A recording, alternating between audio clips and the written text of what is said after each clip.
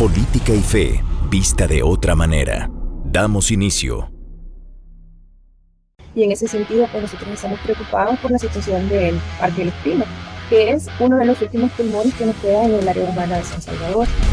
La clave para salvar el medio ambiente no está en mirar hacia atrás, sino en avanzar. El sector que más ha crecido es el sector de construcción. ¿Pero qué ocurrió realmente hace 40 años y cómo lo hizo China?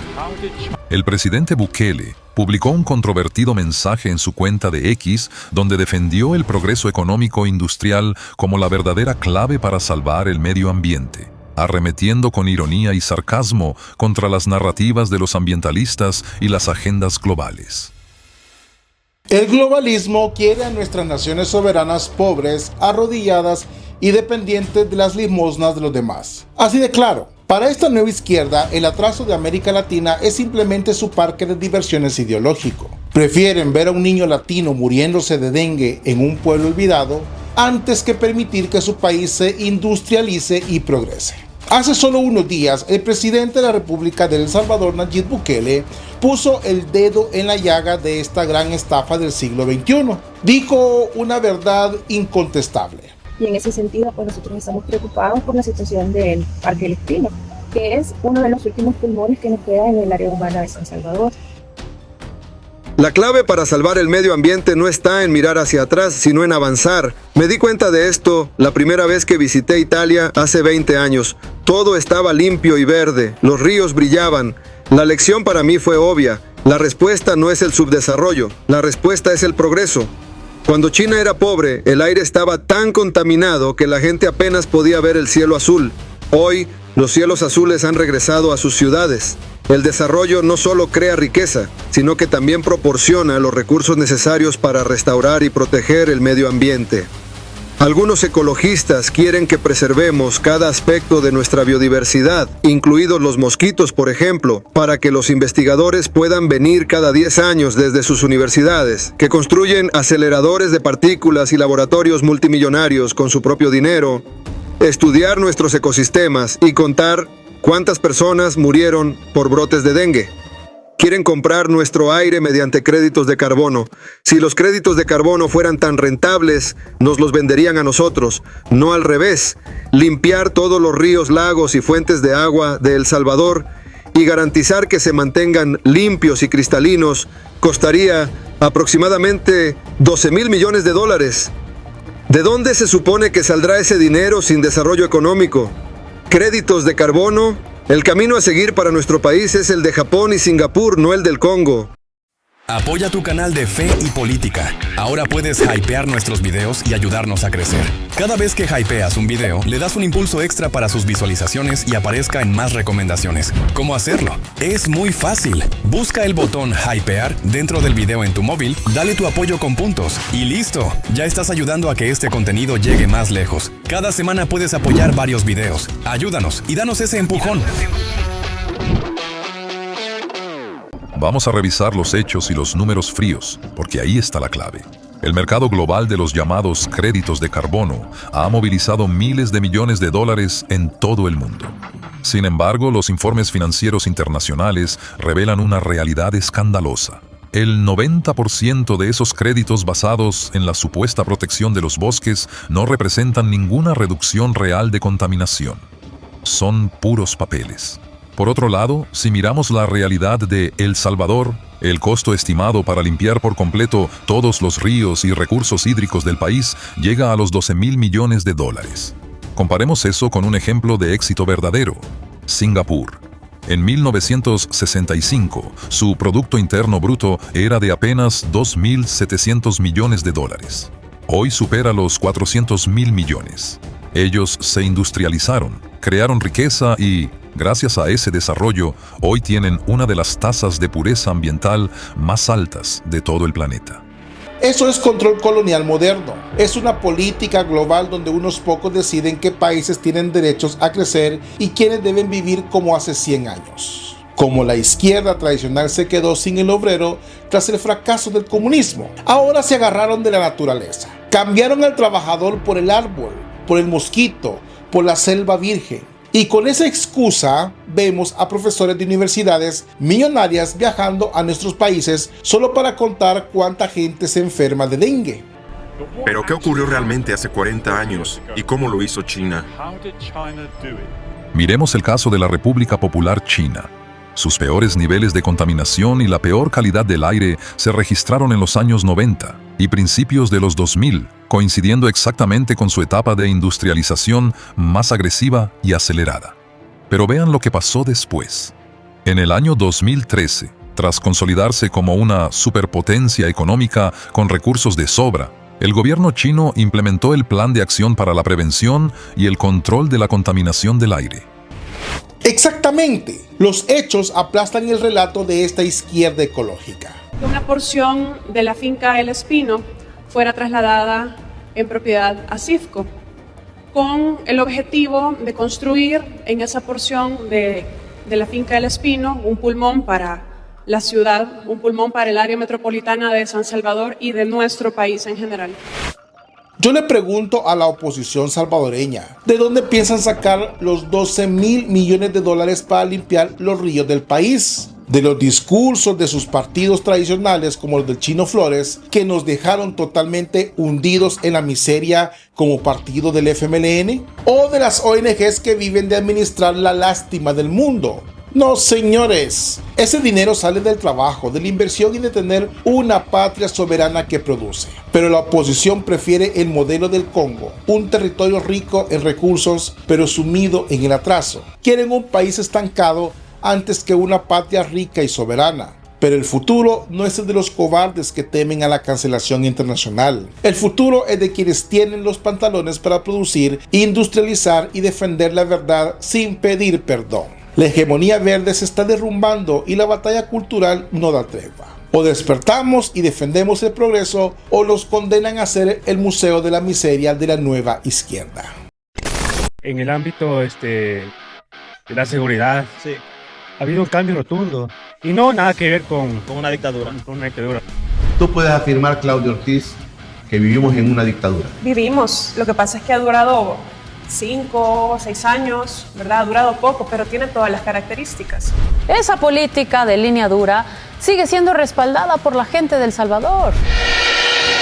En toda la historia del mundo, desde que existe la democracia, nunca un proyecto había ganado con la cantidad de votos que hemos ganado este día.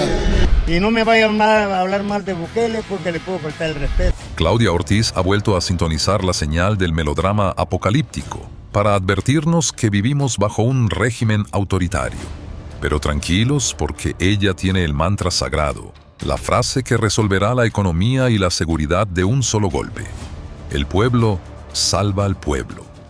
No hay espectáculo más triste que ver a la izquierda quedarse sin ideas. Verlos perder sus viejos mitos da pena, pero verlos tartamudear frente a una cámara tratando de explicar lo inexplicable es un insulto a la lógica. La diputada de los votos de sangre y defensora de los pandilleros, la señora Claudia Ortiz, acaba de darnos una clase magistral de desesperación y mentiras disfrazadas. Miren la contradicción. Cobran del Estado, se sientan en su curul, gozan de inmunidad total y tienen micrófonos abiertos en los medios tradicionales para atacar al gobierno. Y afirman con la cara de piedra que viven en una feroz dictadura. ¿Qué tiranía le permite a la oposición pasearse por la televisión a hablar peste del presidente? ¿Qué dictador persigue a sus enemigos dejándolos competir en las elecciones libres?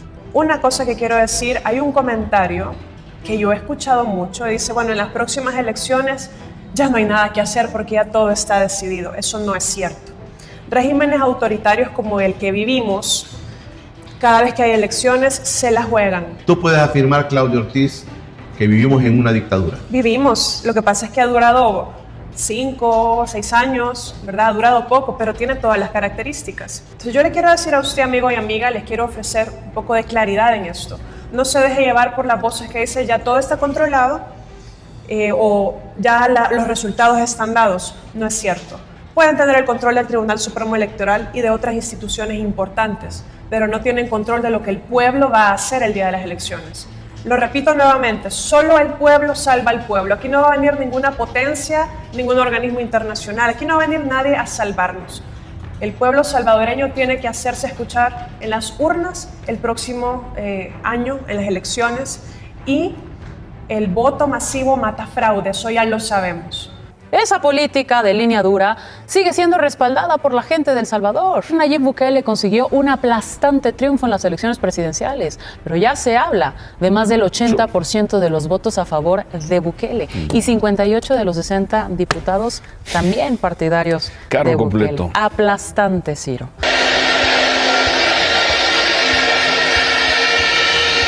En toda la historia del mundo, desde que existe la democracia, nunca un proyecto había ganado con la cantidad de votos que hemos ganado este día. Vamos a los datos oficiales de El Salvador. En febrero de 2024, las elecciones presidenciales otorgaron el 84,6% de los votos al partido de gobierno, con una participación ciudadana superior al 60%. El partido Vamos, de la diputada Claudia Ortiz, obtuvo apenas un escaño de los 60 disponibles en la Asamblea. Por otro lado, el régimen de excepción, amparado en el artículo 30 de la Constitución, ha sido prorrogado consecutivamente por el Legislativo. Los números de la Policía Nacional Civil registran una caída histórica de la violencia. El Salvador pasó de 103 homicidios por cada 100.000 habitantes en 2015 a tan solo 2,4 en 2023. Además, misiones internacionales como la OEA validaron por completo estos comicios. El dato mata el relato. Siempre. Miren la jugada sucia de la diputada Ortiz. Llaman régimen autoritario a lo que se legitimó con el 84% de los votos. Cuando ellos pierden el control, alteran las palabras. Si el pueblo vota por el socialismo, es democracia. Si vota en masa para barrer corruptos y tener seguridad, es autoritarismo. Es el colmo de lo absurdo. Dicen que el pueblo está equivocado si no vota por su agenda progre. Esa idea de que aquí ya no se puede hacer nada es una idea que solo quiere hacer que nos quedemos en la casa esperando que los que tienen el poder sigan haciendo lo que ellos quieren. Tenemos poder como pueblo. Mientras hay pueblo, hay soberano y hay esperanza. Entonces, quítense por favor todo el mundo de la boca y de la cabeza la idea que ir a votar no sirve de nada, porque no es cierto. Sirve y de mucho. Y ha quedado demostrado en otros países, ¿verdad? Desde Venezuela hasta en Hungría, por ejemplo, y en otros países, en la India, o sea, hay muchos países donde se ha logrado hacer retroceder, por lo menos un poco o mucho, gobiernos autoritarios, y aquí también lo podemos hacer. Si no, no estaríamos acá, ¿verdad? Dando la lucha. Como ya lo he mencionado, todo está sobre la mesa. Pero aquí lo importante es que vivimos en un régimen autoritario. Lo que pasa es que el oficialismo, la bancada de Nuevas Ideas, los puyabotones, le mintieron al pueblo. Los registros históricos de los países que menciona la diputada muestran estructuras totalmente opuestas. Venezuela registra un éxodo de más de 7 millones de ciudadanos huyendo de su crisis, según datos de ACNUR, y su Tribunal Supremo está sancionado por falta de independencia. Hungría, miembro de la Unión Europea, mantiene al partido Fidesz ganando 4 elecciones consecutivas desde 2010. Y la India cuenta con un padrón de 968 millones de personas, con un sistema electoral auditado por comisiones multipartidistas. Mientras tanto, El Salvador mantiene activos los partidos de oposición, incluyendo al FMLN y Arena, con su personería jurídica intacta. Es que la ensalada geopolítica de la diputada, da vergüenza ajena. Mezclar a Venezuela, Hungría y la India demuestra ignorancia o profunda mala fe. Vea, porque cuando las cosas se hacen completamente bien en un país, la gente sigue apoyando. Y no me vayan a hablar mal de Bukele porque le puedo faltar el respeto. Porque si no hubiera sido por él, no estuviéramos aquí platicando, estuviera rodeado de pandilleros, todo eso, ¿no? En el ámbito de la seguridad, sí, ha habido un cambio rotundo. Y no nada que ver con una dictadura. De hecho, las encuestas en El Salvador confirman este cambio. El informe de Latino Barómetro de 2023 señaló que El Salvador es el país con mayor apoyo a la democracia en la región, alcanzando un 64% de satisfacción con el sistema vigente. Fuimos durante años el país más inseguro del mundo. El índice de aprobación de la gestión de seguridad supera el 90% en mediciones de universidades locales y la recaudación fiscal aumentó un 5,4% debido a la reactivación del comercio en zonas antes controladas por las pandillas. Pero ojo con esto, la realidad de la calle destruye sus mentiras. ¿Por qué sube su recaudación? Porque los comerciantes ya no pagan la renta a las maras. Porque la gente apoya el sistema. Porque recuperaron el derecho más básico de todos, el derecho a la vida. La realidad es impecable. La hegemonía se combate y en El Salvador el pueblo ya eligió su destino y le aseguro, señor Ortiz, no es el que usted está pintando. Como el equilibrio, numerito ya le dije 16. A partir de ahí, entonces 16 debería de ser el primer objetivo a mediano plazo en el legislativo. Ahí vamos a comenzar a cambiar. Y lastimosamente tiene que parar. Es la única forma que vamos a lograr la paz. Que se cumpla la ley. El fenómeno tiene que desaparecer y también la criminalidad o el crimen común. No, para mí que los encierren para siempre, porque imagínense que los van a sacar para que vayan a volver a hacer las mismas hechorías. Mírame la cara, ¿oíste? Aquí en el país se respeta ya eso, ¿oíste? Toda tu estructura está detenida ya completamente. Pues manos al cuello, pues, manos al cuello, pues. Y es que las pandillas han sido arrodilladas por el gobierno salvadoreño, que en los últimos 10 meses ha puesto tras las rejas a la mayoría de sus miembros. La delincuencia está tan desesperante que ya uno ya no haya que hacer. El analista Manuel Someta ha descifrado el código. Según sus matemáticos cálculos, solo se necesitan exactamente 16 diputados para que el régimen de excepción se desvanezca y el pueblo vuelva a manos criminales. La noticia real no es lo que andan diciendo en la televisión. La noticia es todo lo que intentan esconder para que la gente no haga la pregunta correcta. Hay escándalos que nacen de un error, pero el que estamos viendo hoy nace del miedo. El miedo puro de una vieja clase política en El Salvador a que el pueblo revise el archivo completo. Cuando un poder derrotado corre a dar explicaciones, no te quedes mirando el discurso, mira el incendio que intentan apagar. En las últimas horas, un vocero de la oposición salvadoreña cometió un error tremendo. Destapó el verdadero plan de los partidos que gobernaron y destruyeron el país por 30 años. Demos el equilibrio. Numerito ya le dije 16. A partir de ahí, con 16 se detienen las reformas constitucionales y se detiene las prórrogas del régimen de excepción. Entonces 16 debería de ser el primer objetivo a mediano plazo en el legislativo. Ahí vamos a comenzar a cambiar este asunto. Queda aprobado el proyecto de decreto que contiene régimen de excepción. El régimen de excepción en El Salvador nació el 27 de marzo de 2022. La Asamblea Legislativa lo aprobó usando el artículo 29 de la Constitución, tras una ola de violencia criminal. Ese decreto original tuvo el respaldo de 67 de los 84 diputados. Desde ese momento, la medida se ha prorrogado mes a mes bajo los requisitos de la ley. Las declaraciones recientes del político de oposición, Manuel Someta Bolaños, confirman que el bloque opositor necesita exactamente un mínimo de 16 diputados para bloquear estas prórrogas constitucionales y tumbar las medidas extraordinarias de seguridad. Los datos constan en los archivos de la Asamblea y en los registros de los medios de comunicación. Ahí tienes el expediente. Ese es el dato frío que la oposición no puede negar. Ellos no están pensando en cómo aliviarte la vida a la madre trabajadora en Soyapango, desde luego, ni en cómo facilitarle las cosas a la diáspora que regrese desde Estados Unidos a invertir a El Salvador. Ellos están sacando cuentas en un escritorio para ver cómo le devuelven las calles a los criminales. ¿Por qué ahora? ¿Por qué tanta prisa? Porque cuando miras la historia entiendes todo. La oposición salvadoreña no extraña la democracia, lo que extraña es el negocio de la sangre. La delincuencia está tan desesperante que ya uno ya no haya que hacer. Los números de ese pasado son claros.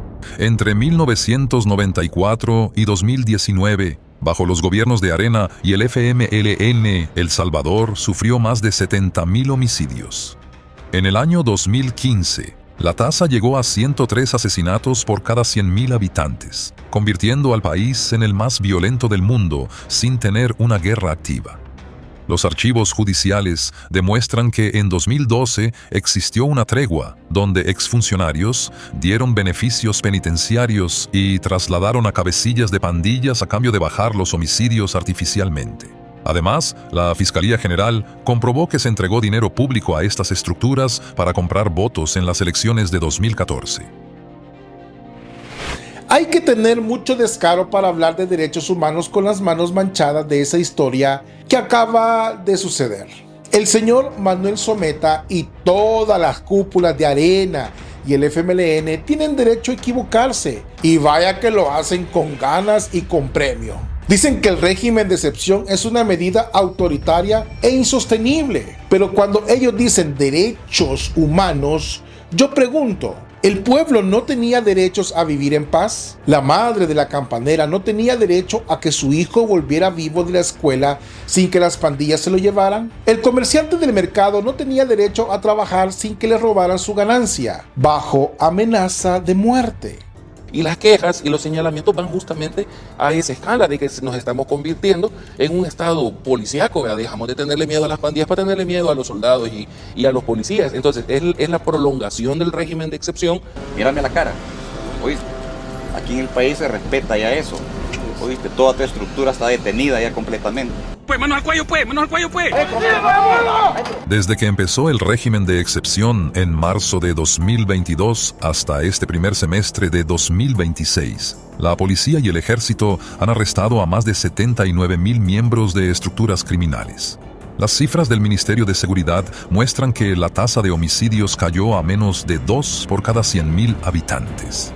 El Salvador ya suma más de 600 días sin un solo asesinato en lo que va de esta gestión. Y lastimosamente tiene que parar. Es la única forma que vamos a lograr la paz.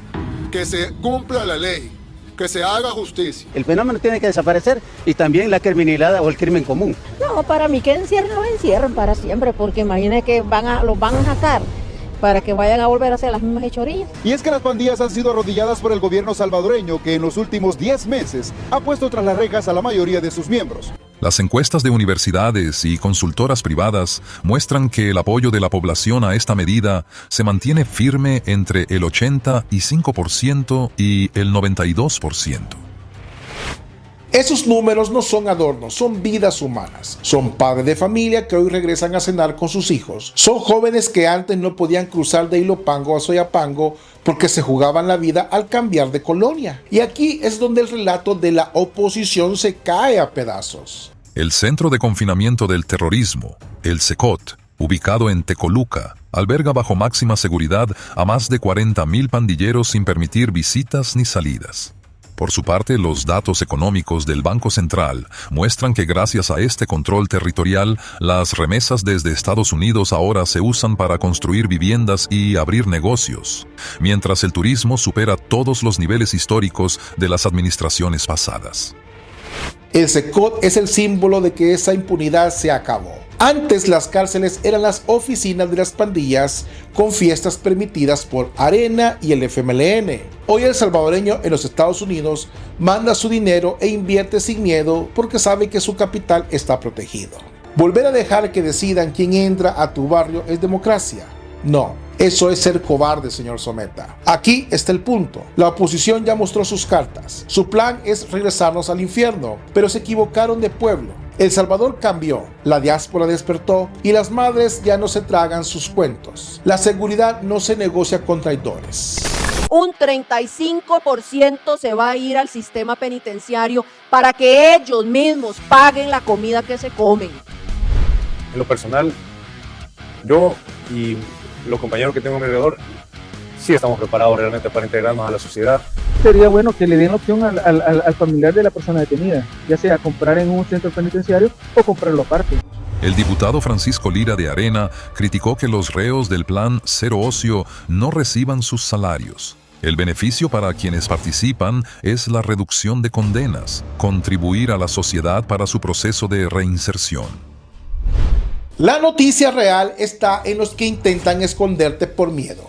a que veas el archivo completo. Cuando los políticos corren a dar explicaciones, miran el incendio que tratan de apagar por detrás. Una presidenta cansada de discursos progresistas decidió mirar hacia El Salvador y copiar el modelo que destruyó a las pandillas. De inmediato los operadores de la vieja política corrieron a intentar apagar ese faro. ¿Por qué les asusta tanto que el modelo de seguridad se exporte? Porque les duele ver a los presos trabajando. Si el plan Cero Ocio funciona fuera de El Salvador, el cuento de la oposición muere para siempre. A partir de esta ley, estamos implementando que la persona que está en la cárcel, para rebajar sus beneficios, tenga que estar participando en una actividad productiva. El 15 de junio de 2026, la presidenta de Costa Rica, Laura Fernández Delgado, anunció una estrategia para sus cárceles inspirada en el Plan Cero Ocio salvadoreño, terminando con los beneficios automáticos y condicionando la reducción de penas al trabajo real dentro del sistema carcelario.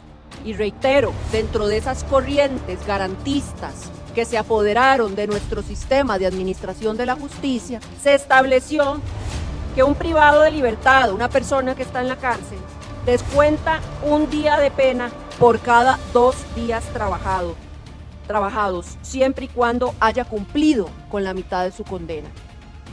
En esta iniciativa, lo que estamos haciendo es regulando las condiciones para facilitar la reinserción social y la reparación del daño causado. No queremos más vagos en la cárcel. Y que del dinero que reciban de esa actividad productiva, un 35% se va a ir al sistema penitenciario para que ellos mismos paguen la comida que se comen. Esto es una declaración de guerra contra la vagancia en las prisiones. El que está encerrado tiene que sudar si quiere rebajar su pena. Se acabaron los hoteles pagados por los contribuyentes. La presidenta fue contundente: no queremos más vagos en las cárceles. El 35% del dinero que generan los presos se quedará en el sistema para que ellos mismos paguen su comida. Esto es justicia real. Pero donde hay orden, los dueños del caos se desesperan. Aquí aparece el flamante diputado del partido Alianza Republicana Nacionalista Arena, el señor Francisco Lira, un operador político que quiere al país le vaya mal para que su discurso tenga sentido. Tú sabes que están ocupando muchos reos de la fase de confianza para construir. Entonces, ¿quién le paga a ellos? No le pagan. Pero dentro del contrato de adjudicación va un presupuesto de mano de obra. Entonces, ¿dónde está ese dinero? ¿A dónde se está yendo si al final de cuentas los reos de fase de confianza no están cobrando? O al final de cuentas que no diga el gobierno si le está pagando, ¿verdad? Pero yo he visto ahorita en el estadio Mágico González que están reparando la cancha por haber sido inundada en el último partido de la final del fútbol nacional. Y ahí veo varias decenas de trabajadores que son reos de la fase de confianza. Se dice que se costó la primera reparación $21 millones para reparar solo el estadio Mágico González. Y en la cancha habían dicho que era la mejor de Centroamérica. Y al final de cuentas, una pequeña lluvia demostró que son obras de harina la que ha construido este gobierno. Francisco Lira, diputado por Arena, criticó el uso de mano de obra de reos en fase de confianza para infraestructura pública, cuestionando los presupuestos en contratos de licitación, señalando la reparación del Estadio Nacional Jorge el Mágico González, cuyo costo de remodelación fue de $21 millones.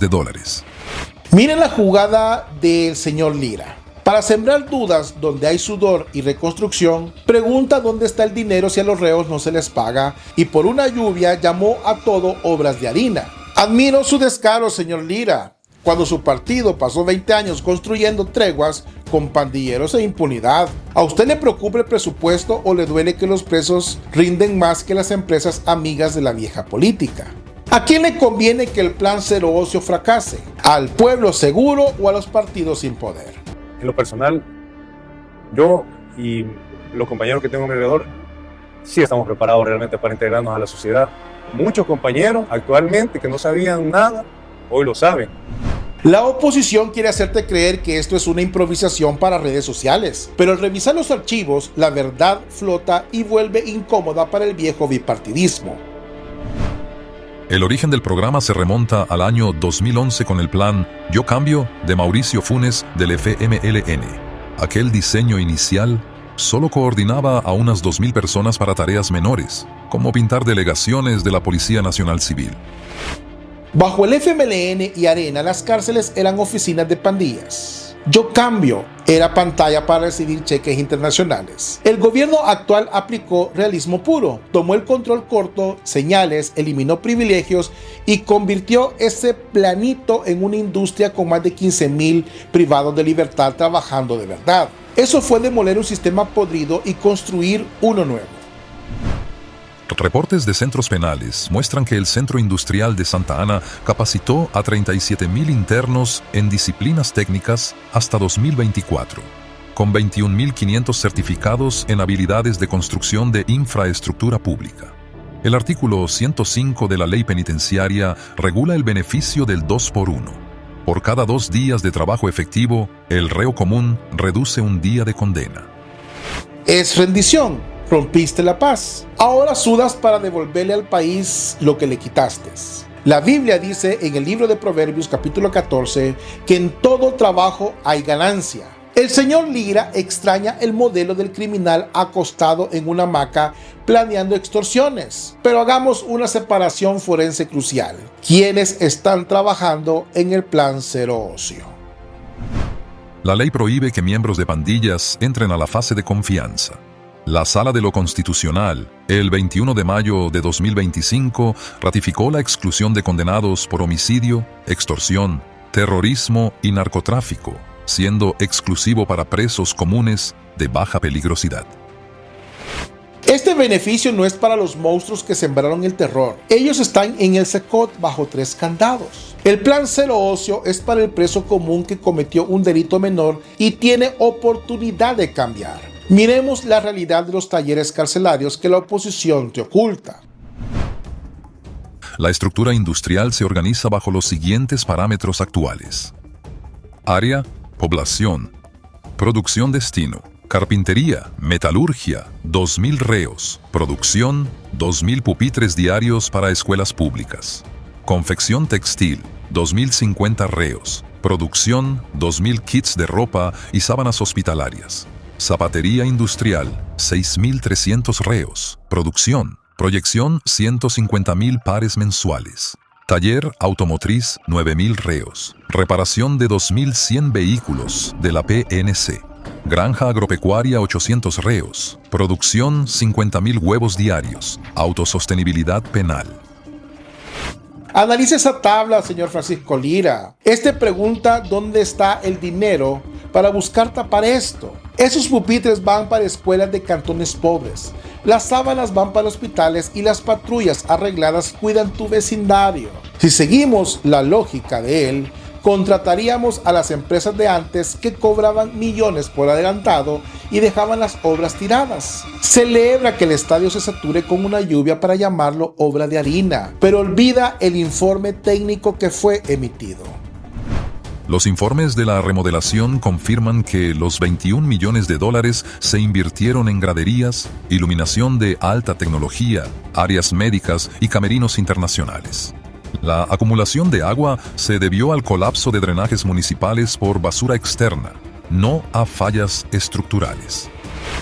El estadio no es de harina, don diputado Francisco Lira. De harina eran los gobiernos de su partido, que se desmoronaban negociando con criminales, pero la verdad obliga a mirar el cuadro completo. El plan Cero Ocio es un éxito, pero convive con realidades económicas duras que golpean a nuestra gente. Hablemos de la carga financiera que pagaban las familias.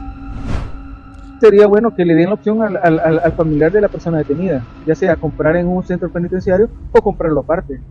Desde 2022, el sistema aplica un cobro a familiares de internos bajo régimen de excepción que asciende a $170 mensuales por artículos varios, uniformes, limpieza, higiene y alimentación complementaria, mientras el artículo 109 exige remunerar el trabajo según el salario mínimo. Aquí se rompe el libreto. $170 al mes es una fortuna para una familia humilde. Es el dinero de las remesas o la comida de los niños. El Estado ahorra millones, pero la carga se trasladó a las madres trabajadoras. La justicia exige que el trabajo permita vivir con dignidad. Cobrarles habiendo producción genera una brecha injusta. Pero esto no le da la razón al diputado Lira, quien solo busca destruir la seguridad para regresar al pasado. Y que del dinero que reciban de esa actividad productiva, un 35% se va a ir al sistema penitenciario para que ellos mismos paguen la comida que se comen. Cuando el trabajo del preso cubra sus gastos, el cobro a su familia honesta caerá a cero y la oposición se quedará sin guión. Llegamos al final y las cartas están sobre la mesa. La vieja política arenera quiere usar fallas técnicas para que vuelvas a confiar en los que nos dejaron en manos de los extorsionadores. No, don Francisco Lira, el pueblo tiene memoria. Quien hoy abre su negocio sin pagar renta sabe quién gana aquí. Gana la gente trabajadora, pierden las mafias. Con Costa Rica queda demostrado que esto no es publicidad, sino un ejemplo continental. Apoyamos la valentía de Laura Fernández porque los datos siempre aplastan la envidia política. El Salvador cambió y no hay marcha atrás. ¿Y tú qué piensas de todo esto? Te leo en los comentarios. Bendiciones, paz y bien. Dios con ustedes. Bienvenido a tu canal Política y Fe, vista de otra manera, con Mau Caballero. Suscríbete, comparte y da clic a la campanita para notificaciones de nuevo contenido.